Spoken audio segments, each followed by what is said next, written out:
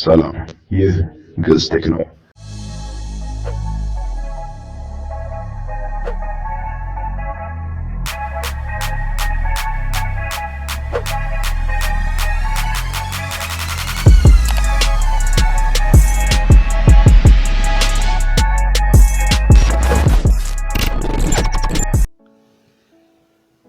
ሰላም በዛሬው ግዕዝ ቴክ ፕሮግራማችን አብዛኞቻችን ጥቅሙን በደንብ ልብ ያላልነው ወይም ደግሞ ጥቅሙን ያላወቅነውና በቴሌግራም አፕሊኬሽን ላይ ከምናገኛቸው አገልግሎቶች አንዱ የሆነው ሲክሬት ቻት ነው የምናየው።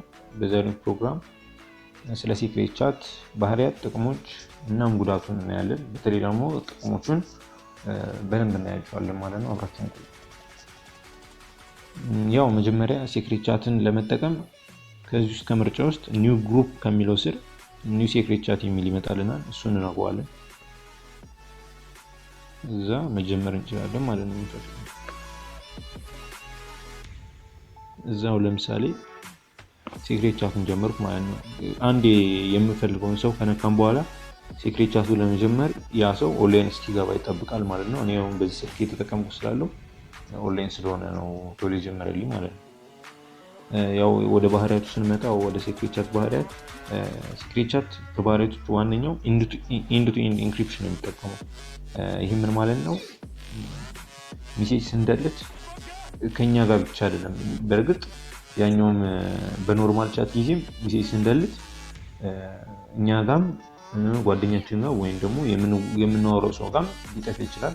እዚህ ላይ ይጠፋል። ግን የኛው ሲክሬት ቻት ለየት የሚያደርገው ነገር ይሄ የሚጠፋው ሜሴጅ ሲጠፋ ቴሌግራም ጋር ራሱ አይቀመጥም፣ ከምድረገጽ ነው የሚጠፋው ማለት እንችላለን ባጭሩ ማለት ነው። ያኛው ግን ቴሌግራም ሰርቨር ውስጥ ይቀመጣል ወይም እንትን አይደለም፣ ሞር ሴኩር አያደርግልንም ማለት ነው። ስለዚህ ያው በደንብ ሴኩሪቲ ከፈለግን እንዳይገኝ ያጠፋነው ወይም የምንላላከው ሜሴጅ ከነጭራሹ እንዳይገኝ ከፈለግን ሲክሬት ቻት ተመራጭ ነው ማለት ነው። ሌላው ደግሞ ሜሴጅ ፎርዋርድ ማድረግ አይቻልም። አሁን ለምሳሌ እዚህ ጋር አይ ብዬ ልክ ያለው ኢምሲ ሴሌክት አድርጌ ፎርዋርድ ለማድረግ በሞክር ከነጭራሹ ፎርዋርድ የምትለው ኦፕሽን ደብዝዛለች።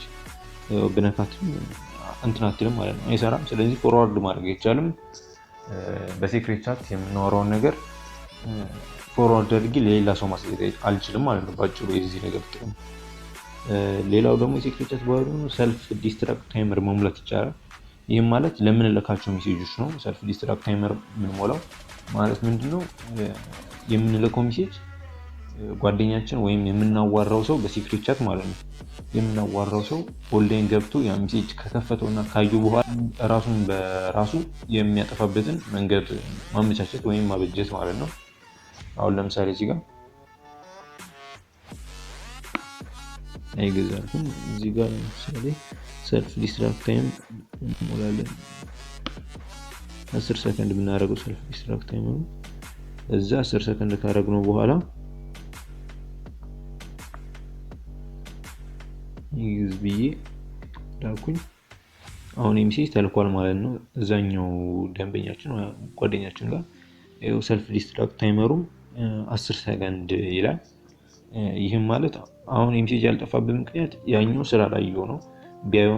ቢያየው ኖሮ ከ10 ሰከንድ በኋላ ይጠፋ ነበር። አሁን ለምሳሌ እንሂድና ይኸው ሄይ ግዕዝ ብሎኛል፣ አየሁት። አሁን 10 ሰከንድ እየቆጠረ ነው ማለት ነው። ይኸው ተመልከቱ፣ እየቆጠረ ነው። አሁን ጠፋ ማለት ነው። 10 ሰከንዱ ስለሞላ ጊዜው ስላበቃ ጠፍቷል ማለት ነው። ነገር ግን ይሄ ነገር የሚሰራው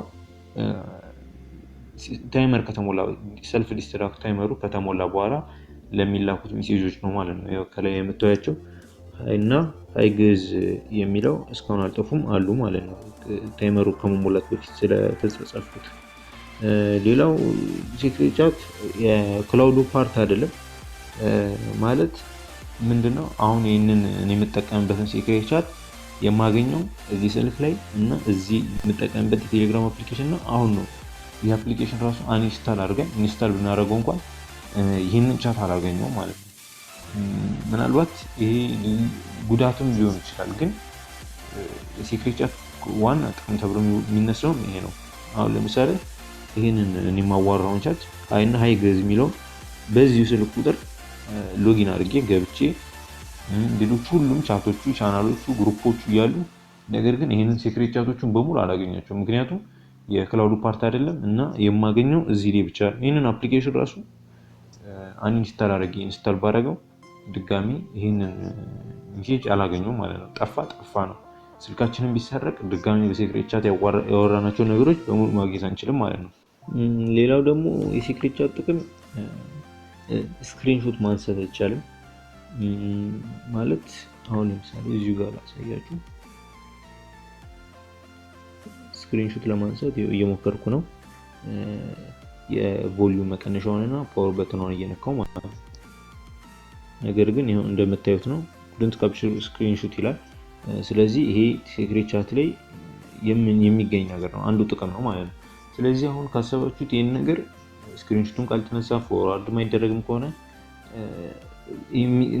ሚስጥራችን የተጠበቀ ይሆናል ማለት ነው ከኖርማል ቻት። ስለዚህ ተመራጭ ያደርገዋል ይሄ ባህሪው ሴክሬት ቻት።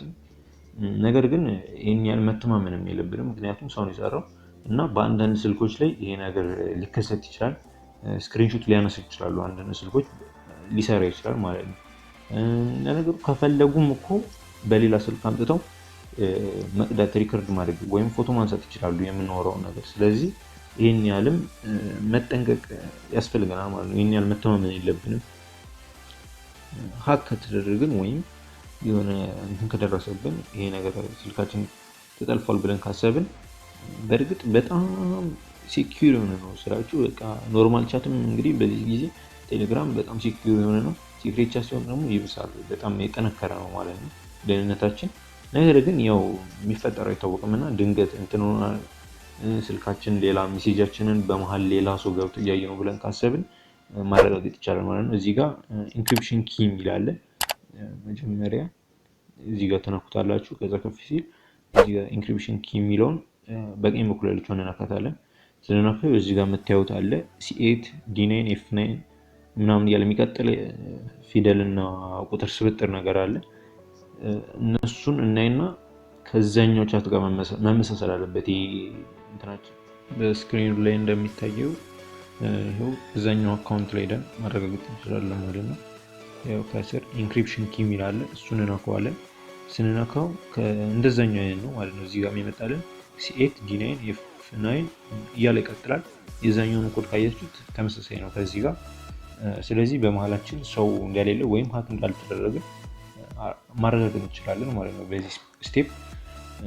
ነገር ግን ሰው መሀል ላይ ቢኖር እነኚህ ኮዶች ይለያያሉ እና ምንድነው የሚያደርገው ያ ሰው በመካከላችን ሆኖ እኔም የምልከውን ሜሴጅ ወደ እሱም የሚልከውን ወደ እኔ ሲያስተላልፍ መሀል ላይ ሆኖ የፈለገውን ነገር ለእኔም ለእሱም መላክ ይችላል ማለት ነው።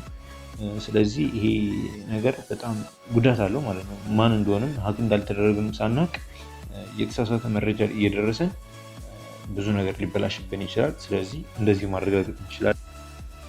የሴክሬት ቻት ጥቅም ይሄን ይመስላል ማለት ነው። ጉዳቱ ደግሞ ቅድም ተነጋግረነዋል።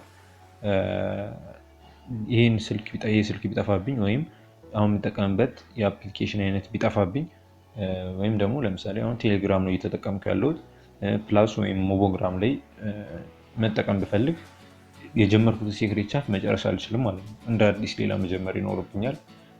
ስለዚህ ይሄ የጎንዮሽ ጉዳቱ ነው ማለት እንችላለን። ምክንያቱም ይሄ ነገር ጥቅም ስላለው ነው።